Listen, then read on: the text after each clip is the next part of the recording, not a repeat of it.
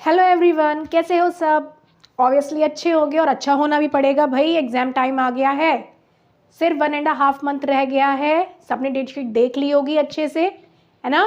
सो बहुत कम टाइम रह गया है। वो मेरे सारे जागरूक बच्चे और वो सोतुमल टाइप सबको अब जागना है फाइनली, क्योंकि अब बहुत कम टाइम बचा है और टाइम जितना कम होता है उतना ही एफर्ट लगाया जाता है और उतना ही अच्छा रिजल्ट आता है। ठीक है, तो जाग जाओ सब और लग जाओ अपनी बढ़िया तैयारी में। ठीक है, इसके लिए मैं भी तुम्हारी कुछ हेल्प करने आई हूँ। अब मैं आज से क्वेश्चन की सीरीज स्टार्ट करूंगी। जो most important most repeated science के क्वेश्चंस होंगे वो मैं तुम्हारे पास लेकर आऊंगी। सारे प्रीवियस ईयर सैम्पल पेपर सबको एनालिसिस डिटेल्ड करके उसमें से जो जो मुझे जैसा लगेगा इंपॉर्टेंट मैं उसकी सीरीज चलाऊंगी। जितने भी हो सकेंगे, मैं कोई टॉप 100, 200, 300 नहीं कहूँगी, जितने पॉसिबल होंगे उनकी सीरीज एग्जाम तक चलती रहेगी और कोशिश करी जाएगी कि काफ़ी कंटेंट उसमें कवर हो जाए, क्योंकि ये प्रैक्टिस का टाइम है और प्रैक्टिस ही सबसे ज़्यादा इंपॉर्टेंट है। अब जिनका लगभग कोर्स हुआ है, रिवीजन हुआ है, उनके लिए प्रैक्टिस बहुत इंपॉर्टेंट रहेगी और जिनका नहीं हुआ है उन्हें पता चलेगा हमें क्या क्या पढ़ना है। जब उन्हें टॉपिक्स मिलेंगे इन क्वेश्चंस के थ्रू, उन टॉपिक्स को वो अच्छे से कवर करते जाएंगे, क्योंकि ये मोस्ट इंपॉर्टेंट रिपीटेड टॉपिक्स होंगे जिनसे क्वेश्चन बेस्ड मैं कराऊंगी। ठीक है, सो विदाउट वेस्टिंग टाइम, और इसमें कुछ पूछना मत कि प्रीवियस ईयर है कि सैम्पल, इसमें सब कुछ है। ठीक है, सबका मिक्सचर है ये, जो बिल्कुल एनालिसिस करके निकाला है। जो भी रिपीटेड मोस्ट सबसे ज़्यादा लगता है रिपीट हुए हैं वो सारे क्वेश्चन इसमें कवर करे गए हैं। वो प्रीवियस ईयर भी हैं, वो सैम्पल पेपर भी हैं और कुछ एक्सपेक्टेड भी हैं। ओके, सो विदाउट वेस्टिंग टाइम हम स्टार्ट करते हैं और उसमें मिक्स रहेगा साइंस का complete, physics, chemistry, bio. 10 questions करके हम कवर करेंगे, क्योंकि टाइम कम है, तुम्हें और भी काम करना है। इतना टाइम एक ही चीज़ में मैं वेस्ट नहीं कराऊंगी तुम्हारा। So without wasting time let's start. सबसे पहले हमारा क्वेश्चन क्या है, the chemical messengers released by endocrine glands are. Chemical messengers जो एंडोक्राइन ग्लैंड रिलीज करता है वो कौन से हैं? Enzymes, hormones, neurons, digestive juices. पहली बात, केमिकल मैसेंजर से ही पता चल जाता है ना। सब हमने जो अपना चैप्टर करा है कंट्रोल एंड कोऑर्डिनेशन, उसमें अच्छे से समझ रखा है। बाकी आगे आप समझदार हो, एंडोक्राइन ग्लैंड से भी आप पकड़ सकते हो। ऑब्वियसली एंडोक्राइन ग्लैंड से क्या रिलीज होता है, मैंने बताया एंडोक्राइन सिस्टम है हमारा, उसमें 2 तरह के ग्लैंड्स होते हैं, एक्सोक्राइन एंड एंडोक्राइन। ठीक है, तो एक्सोक्राइन जो है आपका, उसमें क्या होता है आपका, उससे एंजाइम्स रिलीज होते हैं। ठीक है, वो डक्ट वाला ग्लैंड होता है। डक्ट होता है जैसे ना पाइप टाइप, जिसमें रिलीज होने के लिए उसे किसी रास्ते की ज़रूरत हो तो उसमें डक्ट्स होते हैं। ठीक है, तो ये आपके क्या छोड़ते हैं, ये एंजाइम्स। और बट एंडोक्राइन जो होता है ये डक्ट लेस होता है और ये एंडोक्राइन हमारा क्या रिलीज करता है, ये हमारे हार्मोन्स रिलीज करता है। इसलिए हमारा आंसर क्या बनेगा इसका, हार्मोन। ठीक है, क्या बताया मैंने, एंडोक्राइन ग्लैंड कैसा है, इसी में एक्सप्लेनेशन करते जाएंगे जो भी इंपॉर्टेंट लगेगा। ये डक्टलेस ग्लैंड है हमारा और ये हार्मोन्स रिलीज करता है। और हार्मोन्स डायरेक्टली हमारे, उन्हें किसी डक्ट की ज़रूरत नहीं होती, वो डायरेक्टली हमारे ब्लड में रिलीज हो जाते हैं। ठीक है, और वहाँ जाकर जो भी अपने टारगेटेड ऑर्गन्स होते हैं बॉडी के, उन तक वो पहुँच जाते हैं। ठीक है, समझ में आया, वेरी गुड। चलो अब चलते हैं नेक्स्ट क्वेश्चन पे। सो अब हमारा नेक्स्ट क्वेश्चन है, फटाफट से देखते हैं। Pathway of transfer of impulse in neuron. Neuron अच्छे से हम लोगों ने कर रखा है, स्ट्रक्चर ऑफ न्यूरॉन। ठीक है, जिन्होंने नहीं देखा है वो जाकर क्लास देखें, अच्छे से एक्सप्लेन किया गया है। तो न्यूरॉन में जो इन्फॉर्मेशन पास होती है ना, जिसको इम्पल्स बोलते हैं, तो वो ट्रांसफ़र जब होती है उसका पाथवे क्या है, वो क्या पाथवे उस पूरे न्यूरॉन में कवर करती है। ठीक है, ये बताना है। पहले एक्सॉन में आती है, फिर dendrite, cell body, nerve ending, या पहले एक्सॉन फिर cell body, dendrite, nerve ending, या पहले डेंड्राइट्स में आती है फिर सेल बॉडी में जाती है, फिर एक्सॉन फिर नर्व एंडिंग, या dendrite, axon, cell body, nerve ending. क्या है इसका ठीक आंसर? सही आंसर जिसको पता है कमेंट बॉक्स में बताए। अब मैं बताती हूँ। इसमें आपके सबसे पहले न्यूरॉन में जो डेंड्राइट्स होते हैं, आपने देखो टिप्स जैसी निकली हुई होती हैं, वो होती हैं डेंड्राइट्स। उसको सबसे पहले रिसीव हुई, ठीक है, इलेक्ट्रिकल सिग्नल्स के फॉर्म में आई, यहाँ डेंड्राइट पे आई। फिर जो सेल बॉडी होती है पूरी, ठीक है, जिस सेंटर में न्यूक्लियस होता है, बाकी साइटोप्लाज्म, उस सेल बॉडी में आती है। वहाँ से आगे बढ़ के आपने देखा टेल जैसा स्ट्रक्चर होता है, उसे एक्सॉन बोलते हैं, उस एक्सॉन तक पहुँचती है। फिर उस एक्सॉन से लेके वो लास्ट में कहाँ, नर्व एंडिंग पे चली जाती है। वहाँ नर्व एंड हो जाता है न्यूरॉन, इसीलिए उसको नर्व एंडिंग बोलते हैं। फिर उससे दूसरा न्यूरॉन कनेक्ट हो जाता है, मतलब मिलियंस ऑफ न्यूरॉन्स होते हैं, एक दूसरे से कनेक्ट होते हैं।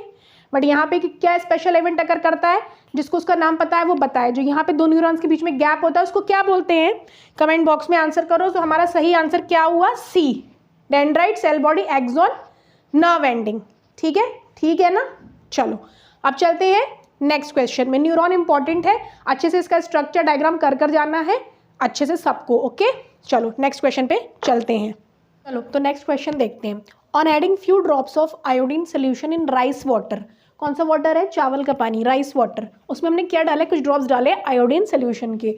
सोल्यूशन टर्न्स ब्लू ब्लैक, ठीक है, it indicates the presence of dash in rice, लिखना रह गया यहाँ राइस वाटर। मतलब जब हमने उसमें कुछ आयोडीन के ड्रॉप्स डाले तो टर्न हमारा कैसा टर्न कर गया वो सोल्यूशन, वो हमारा ब्लू ब्लैक हो गया। तो इससे क्या इंडिकेट हुआ, इससे हमें क्या पता चला कि क्या की प्रेजेंस है हमारे राइस वाटर में, किस चीज़ की प्रेजेंस है, क्या पता चला हमें। सो ऑप्शन है हमारे प्रोटीन, स्टार्च, फैट्स, विटामिन्स। क्या पता चला हमें, ये आपका एक्टिविटी दे रखी है एनसीईआरटी में। बस आयोडीन जो है आप समझ जाओ, आयोडीन को किसकी प्रेजेंस के लिए यूज़ करा जाता है, स्टार्च को इंडिकेट कराने के लिए। तो जब हमने आयोडीन डाला तो किसकी, वो ब्लू ब्लैक टर्न हुआ राइस वाटर, मतलब उसमें क्या प्रेजेंट है, उसमें वो स्टार्च है।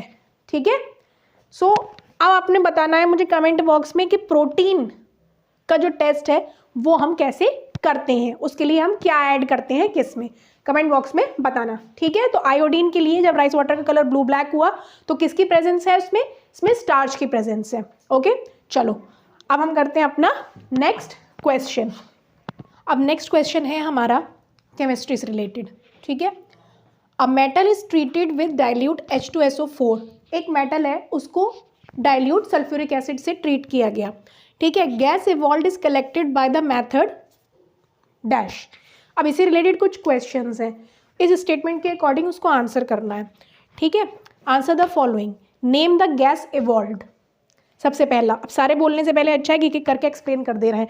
पहली बात, कौन किससे रिएक्ट कर रहा है, मेटल जो है उसे एसिड से रिएक्ट कराया जा रहा है। जब मेटल से नॉन मेटल चैप्टर समझाया था तब बताया था कि भाई कोई भी मेटल, ठीक है, जब किसी एसिड के साथ रिएक्ट करता है तब क्या होता है। एग्जाम्पल ले लो, सोडियम का ले लो, सोडियम मेटल है, इसको मैंने H2SO4 यहाँ बोला डाइल्यूट H2SO4 के साथ रिएक्ट कराया तो क्या फॉर्म हुआ, Na के साथ SO4, ठीक है, ये जुड़ गया, प्लस क्या बचा H2। यही क्वेश्चन पूछ रहा है, नेम द गैस इवॉल्व, इसलिए कौन सी गैस है जो इवॉल्व हुई है, तो हमारी गैस है हाइड्रोजन। कौन सी गैस इवॉल्व हुई भाई, हाइड्रोजन, है ना। कैसे, एक हाइड्रोजन की आवाज़ कैसी होती है, पॉप साउंड के साथ जो है ये रिलीज होती है। दूसरा है name the method used for collecting gas. अब यहाँ बात हुई कि इसे कलेक्ट करा गया इस गैस को, तो वो क्या मेथड, उस मेथड का नाम क्या है, जिसको पता है वो फटाफट से बताओ, और जिसे नहीं पता है उसको मैं बताती हूँ। उस मेथड का नाम है आपका डाउनवर्ड डिस्प्लेसमेंट ऑफ H2O। क्या नाम है, डाउनवर्ड डिस्प्लेसमेंट ऑफ H2O। ठीक है, इंपॉर्टेंट क्वेश्चन है ये, 2-3 बार आ चुका है ये पहले, इसलिए आपने इसको अच्छे से ध्यान रखना है। Downward displacement of water, short में लिख दिया है मैंने H2O, ठीक है, वाटर को। उसके बाद नेक्स्ट क्वेश्चन है हमारा इसका, is the gas soluble in water. अब ये जो गैस आई है क्या ये सॉल्युबल है वाटर में, यस या नो, सो नो। क्या आंसर है हमारा इसका, नो, ये हमारी गैस जो है वो सॉल्युबल नहीं है वाटर में। Next, is the gas lighter और हैवियर देन एयर, ये एयर से लाइटर है या हैवियर है, तो भाई हाइड्रोजन गैस है, ये हमारी काफ़ी लाइट गैस है, तो इसका आंसर है हमारा कि ये लाइटर है। क्या है ये, लाइटर है। ठीक है, समझ में आया, लाइटर है इसीलिए डिजोल्व नहीं हो पा रही है ना, भारी चीज़ तो अंदर चली जाती है, हल्की चीज़ ऊपर तैरती रहती है। ठीक है, ये हो गया हमारा। अब नेक्स्ट क्वेश्चन हम लोग करते हैं। सो नेक्स्ट क्वेश्चन है हमारा, what effect does an increase in concentration of hydrogen ion H+ ion in a solution have on pH of a solution। मतलब क्या इफेक्ट पड़ेगा अगर हम किसी सॉल्यूशन में आपका H+ आयंस के कॉन्सेंट्रेशन को, H+ आयंस को हम इंक्रीज करें या डालें तो सोल्यूशन के पीएच पर क्या असर पड़ेगा, ये कह रहा है क्वेश्चन। समझने की बात है। पहली बात बहुत आसान है, ये बताओ कि H+ आयंस किससे रिलेटेड होते हैं, है ना, एसिड से होते हैं, बेस से होते हैं, है ना। H+ आयंस डिसोसिएट कब होते हैं, एसिडिक मीडियम में। तो ऑब्वियसली H+ आयंस जब बढ़ेंगे तो मीडियम कैसा हो जाएगा, एसिडिक हो जाएगा। और एसिडिक मीडियम जो है हमारा क्या होता है, जो हमारा पीएच स्केल है, सेंटर में हमारा न्यूट्रल है, इधर हमारा क्या होता है, इधर हमारा बेसिक होता है और इधर हमारा क्या होता है, एसिडिक। तो ऑब्वियसली क्या होगा, पीएच हमारा कम हो जाएगा। क्या फर्क पड़ेगा हमारे पीएच पे, कि वो कम हो जाएगा, लेस, क्योंकि एसिडिक मीडियम हो जाएगा H+ आयंस की वजह से। ठीक है, बस ये समझना था। अब नेक्स्ट क्वेश्चन पे आते हैं। Which conducting tissue is responsible for multi directional transport in plants. Conducting tissues हमने पढ़े हैं, है ना, हमारे जाइलम, फ्लोएम, ठीक है, ये सारे सीव ट्यूब्स वगैरह। तो ये कह रहे हैं कि कौन सा कंडक्टिंग टिश्यू इसमें जो है वो रिस्पॉन्सिबल है मल्टी डायरेक्शनल ट्रांसपोर्ट के लिए, मतलब कई डायरेक्शन में ट्रांसपोर्ट कौन करता है। Xylem, phloem, parenchyma, guard cells. तो ऑब्वियसली हमारा फ्लोएम, क्योंकि फ्लोएम किसका ट्रांसपोर्ट करता है, फूड का। मैंने ऐसे बताया था ना, फासे फूड, फासे फ्लोएम, याद रखना। तो ये फूड का ट्रांसपोर्ट करता है, और फूड जब हमारा बन गया लीव्स में, ठीक है, तो वहाँ से वो सब तरफ जाना होता है, तो वो हर डायरेक्शन में फूड को ट्रांसफर करता है, क्योंकि सारे ही पार्ट्स को फूड की रिक्वायरमेंट है। इसलिए मल्टी डायरेक्शनल ट्रांसपोर्ट प्लांट्स में कौन करता है, हमारा फ्लोएम करता है। ठीक है, कोई परेशानी नहीं होना चाहिए। जिसे है वो वीडियो देखे और समझ ले अच्छे से डिटेल्ड में। मैं इसमें फिर भी एक्सप्लेन करती हुई चल रही हूँ हर चीज़ को। चलो अब नेक्स्ट क्वेश्चन पे चलते हैं। सो नेक्स्ट क्वेश्चन है, in the following redox reaction. ये फॉलोइंग हमारा कैसा रिडॉक्स रिएक्शन है। रिडॉक्स रिएक्शन क्या होता है, फटाफट से कमेंट बॉक्स में बताओ कौन सा रिएक्शन रिडॉक्स रिएक्शन कहलाता है। इसमें MnO2 को हमने HCl के साथ रिएक्ट कराया, तो MnCl2 + H2O + Cl2 chlorine gas release हुई। ठीक है, तो अब इसमें हमें क्या बताना है, ध्यान से सुनो कि MnO2 is reduce to MnCl2 और HCl ऑक्सीडाइज हुआ वाटर में, क्या हुआ। Next MnO2 is reduce to MnCl2 या HCl is oxidise to Cl2। MnO2 is oxidise to MnCl2 and HCl is reduce to Cl2। MnO2 is oxidized to MnCl2 and HCl is reduced to H2। अब इनमें से क्या हुआ है, इसके लिए क्या पता होना चाहिए, हमें रिडक्शन और ऑक्सीडेशन पता होना चाहिए। ठीक है, तो आपको पता होगा, है ना, अब तो इतना टाइम हो गया, स्मार्ट बच्चे हो, सबको पता होगा। तो मैं बताती हूँ, इसका ऑप्शन आपका क्या होगा, इसका ऑप्शन होगा आपका B, MnO2 is reduced to MnCl2। कैसे रिड्यूस का मतलब क्या हुआ, रिड्यूस हम कब मानेंगे, मैंने बताया था रिडक्शन के लिए हमें याद रखना है कि ऑक्सीजन का क्या होगा, ऑक्सीजन का लॉस होगा। यहाँ देखो ऑक्सीजन का लॉस हुआ, ऑक्सीजन चली गई और उसके साथ कौन आ गई, क्लोरीन आ गई मैंगनीज के साथ। तो रिडक्शन के लिए क्या होगा, लॉस ऑफ ऑक्सीजन या और इसी में और गेन ऑफ हाइड्रोजन। ठीक है, या तो ऑक्सीजन का लॉस दिखे होता हुआ या हाइड्रोजन का गेन दिखे होता हुआ। तो क्या है हमारा वो हमारा है क्या, रिडक्शन।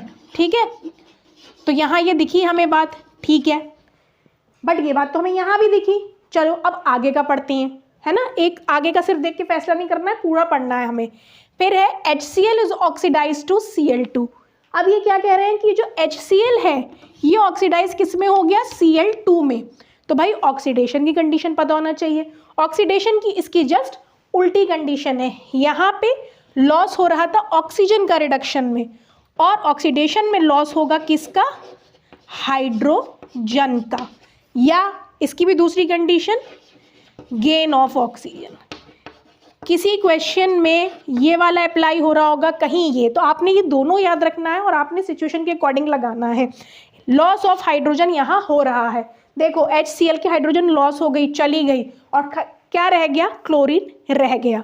ठीक है, तो यहाँ पे क्या हुआ, ऑक्सीजन का लॉस हुआ, इसलिए रिड्यूस होकर MnCl2 में कन्वर्ट हुआ, और HCl में हाइड्रोजन का लॉस हुआ, इसलिए ये ऑक्सीडाइज होकर क्लोरीन में बन गया। इसलिए इसका करेक्ट ऑप्शन क्या है? बी। ठीक है, समझ में आया?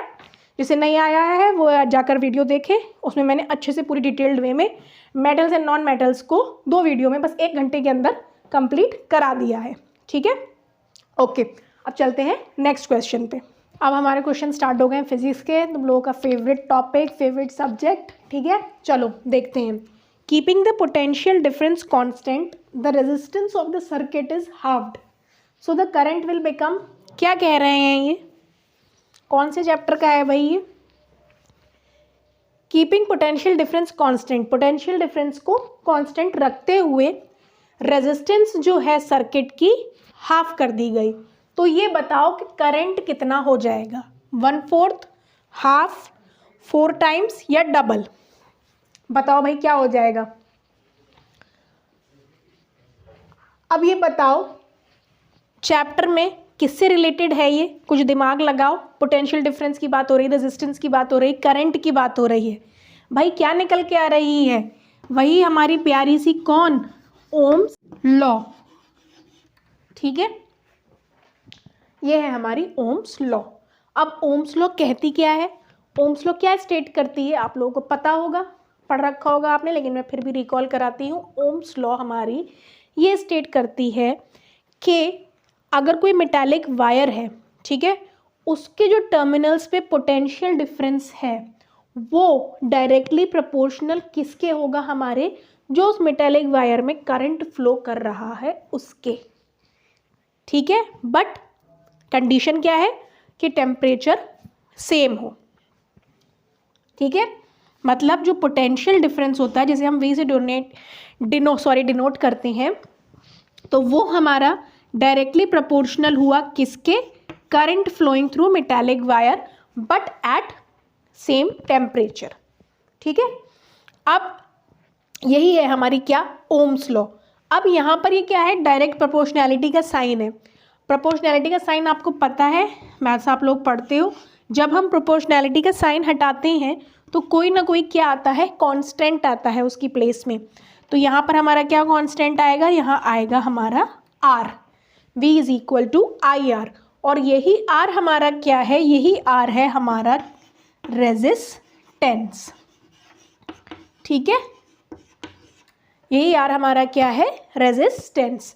तो यहाँ पर यही पूछा है कि भाई रेजिस्टेंस को क्या करा? हाफ करा। रेजिस्टेंस को क्या करा? हाफ करा। तो करंट कितना हो जाएगा? तो इसका मतलब करंट और रेजिस्टेंस के बीच की रिलेशन पता होना चाहिए ना। अभी तो दोनों साथ जुड़े हुए हैं, पता चल नहीं पाएगी, तो हम इनको अलग अलग करते हैं। हम ऐसा करते हैं कि I को LHS की साइड ले आते हैं। अब ये बताओ, यहाँ पर ये मल्टीप्लाई में है तो यहाँ ये किस में आ जाएगा? डिवाइड में आ जाएगा I, और ये रहा हमारा R अपनी जगह पे। तो कैसी रिलेशन है रेजिस्टेंस की और करंट की? डायरेक्ट रिलेशन है या इन्वर्स रिलेशन है ना? ये देखो, इनकी इन्वर्स रिलेशन है। ठीक है, मतलब क्या हुआ हमारा कि भाई क्या होता है? ये इससे इन्वर्स रिलेशन में होता है, चाहे हम R इधर ले आते, चाहे हम I यहाँ पर ले आए, इन दोनों का इन्वर्स रिलेशन है। तो हम क्या कह सकते हैं कि अगर हमारा रेजिस्टेंस हाफ हुआ है तो ऑब्वियसली हमारा करंट क्या हो जाएगा?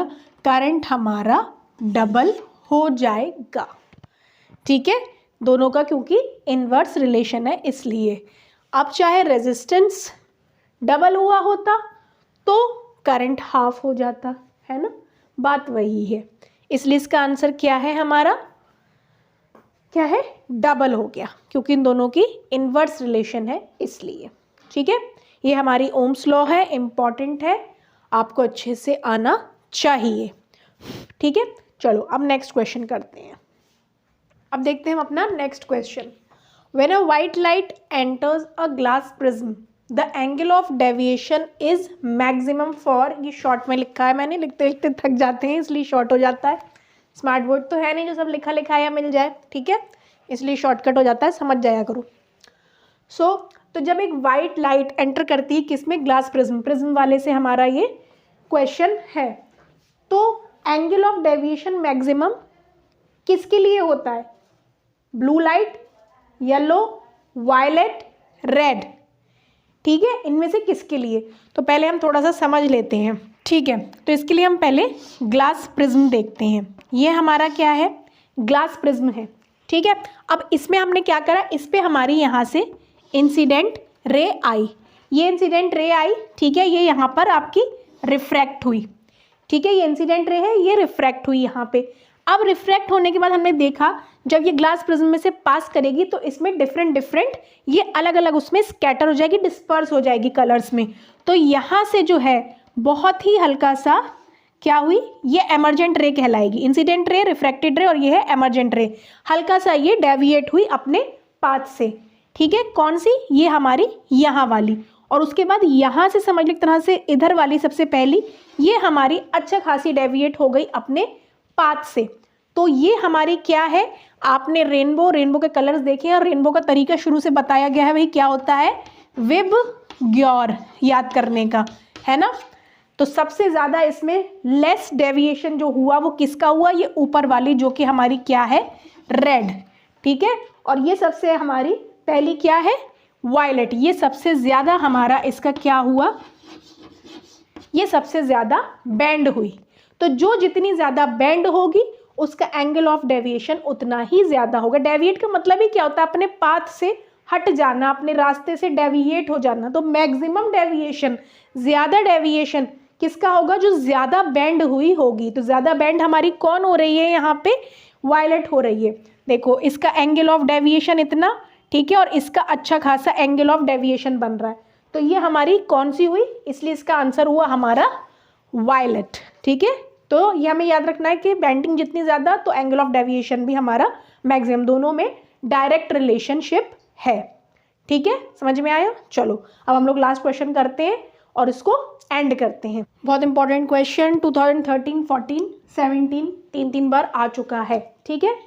देखो ज़रूरी नहीं कि क्वेश्चन एज इट इज़ वैसे ही आए, पैटर्न समझना है हमें, इससे रिलेटेड थोड़ी लैंग्वेज चेंज होकर आ सकते हैं, बट कॉन्सेप्ट सब वही है। Right the mathematical expression for joules law of heating. हमें क्या लिखना है, पहले मैथमेटिकल एक्सप्रेशन लिखना है जूल्स लॉ ऑफ हीटिंग का। आपने ये पढ़ा होगा, ये heating effect of electric current में है टॉपिक, ठीक है। Compute the heat generated with transferring 96,000 coulomb of charge in 2 hours through a potential difference of 40 volt. क्या कंप्यूट करना है हमें कि कितनी हीट जनरेट हुई जब हमारा इतने कूलम का चार्ज इतने टाइम में इतने पोटेंशियल डिफरेंस के थ्रू हमारा क्या हुआ, पास हुआ। तो कितनी हमारी हीट जनरेट हुई, हमने ये फाइंड आउट करना है, ठीक है। तो पहले तो हमें क्या करना है, मैथमेटिकल एक्सप्रेशन लिखना है जूल्स लॉ ऑफ हीटिंग का। क्या होता है भाई mathematical expression joules law of heating का, जल्दी बताओ किसको पता है। ये होता है हमारा heat is equal to I square R, क्या होता है, आई स्क्वायर आर टी, ठीक है। क्या होता है हमारा ये आई स्क्वायर आर टी, ये हमारी क्या है, जूल्स लॉ ऑफ हीटिंग, ठीक है। अब ये तो हमारा मैथमेटिकल एक्सप्रेशन हो गया, इसको टी को स्मॉल बना लो, ठीक है। ये तो हमारा मैथमेटिकल एक्सप्रेशन हो गया। अब ये बोल रहे हैं बताओ कितनी हीट जनरेट हुई, कितने उसमें, यहाँ पे क्या दे रखा है, ये कूलम क्या होता है, कूलम हमारा चार्ज होता है ना, चार्ज को हम क्यू से डिनोट करते हैं, ठीक है। तो कितना है ये 96,000 कूलम, ठीक है। उसके बाद टाइम कितना दे रखा है हमारा, टाइम दे रखा है इसका कितना 2 hours, ठीक है। और फिर पोटेंशियल डिफरेंस V कितना है हमारा 40 वोल्ट। अब इसको समझने की कोशिश करो। अब भाई कैसे हीट निकलेगी, अब हीट का क्या फॉर्मूला होता है, एक तो फॉर्मूला ये है जो मैंने बताया है, ठीक है, जूल्स लॉ ऑफ हीटिंग वाला, और एक फॉर्मूला होता है आपका heat is equal to VIT, ये भी होता है ना, आपकी बुक में गिवन है, आप इसको ध्यान से देखें आपको मिल जाएगा, ठीक है। VIT ये भी आपका फॉर्मूला होता है, ठीक है। हमने इसको यूज़ करा, मान लो V को हमने ऐसे ही रहने दिया। अब बताओ करंट का और क्या फॉर्मूला होता है, करंट को हम और क्या लिख सकते हैं, अगर यहाँ चार्ज गिवन है चार्ज के सेंस में, तो हम करंट को लिख सकते हैं क्या, Q/T लिख सकते हैं ना भाई, करंट हमारा होता है Q अपॉन T, ठीक है। और ये वाला T तो हमारा है ही अपनी जगह, ये हमने करंट की जगह लिखा क्या, चार्ज अपॉन टाइम। इस T से हमारा ये T क्या हो गया भाई, कैंसिल आउट हो गया। तो सिर्फ यहाँ क्या बचा हमारा, VQ, क्या बचा हमारा, VQ, मतलब V इंटू Q। तो ये हमारी क्या निकल कर आ गई, ये हमारी हीट की निकल कर आ गई क्या, फॉर्मूला। इसी को हम यहाँ पुट करके इससे निकाल सकते हैं, क्योंकि यहाँ पर देखो रेजिस्टेंस मांग रहा था, हीट, दो चीज़ें नहीं थी, कैसे निकालते, इसलिए थोड़ा सा उसने ट्रिकी बना दिया क्वेश्चन को। आपको यहाँ ये दिमाग लगाना था। ये सारी चीज़ें आपकी heating effect of electric current में दे रखी हैं, एक फॉर्मूले से दूसरे फॉर्मूले तक लाते लाते ओम्स लॉ उन्होंने लगाई उसमें, और फॉर्मूला ये वाला डिराइव हुआ। वो आप अच्छे से देखना, आपके और समझ में आ जाएगा। मैंने वैसे यहाँ बता दिया है, तो बस आपको डायरेक्टली क्या करना है, V potential difference, Q charge. भाई पोटेंशियल डिफरेंस कितना है 40 और चार्ज कितना है 96,000। बस दोनों को फटाफट से आपस में मल्टीप्लाई करा लो, और वही जो आएगा आपका आंसर होगा, और वही आपकी क्या होगी, हीट जनरेटेड होगी। कितना होगा वो, 4 6 24, 2 4 9 36, 38, और कितने ज़ीरो हैं, 4, 1 2 3 4, ठीक है। यही आपका आंसर हुआ, इतनी हीट जनरेट हुई, ठीक है। समझ में आ गया। इसलिए टाइम वेस्ट नहीं करना है, सोचना है, अपने आप को जल्दी कंसाइज बनाना है कि भाई क्या इसमें यूज़ हो सकता है, तभी आपसे क्वेश्चन सॉल्व होंगे। और ये कब होगा, जब आप प्रैक्टिस करोगे। जितना प्रैक्टिस करोगे उतना ही अच्छे से आएगा, स्पेशली न्यूमेरिकल्स, और न्यूमेरिकल्स ही बहुत आने हैं फिजिक्स में, ठीक है। चलो, आई होप आपको समझ में आया, क्लास अच्छी लगी। ऐसे ही मैं आपके लिए अब रोज़ तो नहीं, मतलब मैं लगातार लाती रहूँगी, एग्जाम तक आपके लिए सीरीज़ चलेगी, ठीक है। रोज़ हम 10 क्वेश्चन करेंगे, ज़्यादा नहीं, 20 मिनट्स आप दें इसको, और अपनी प्रैक्टिस करते रहें साइंस के लिए। बाकी सब चीज़ों के लिए ऑल द बेस्ट।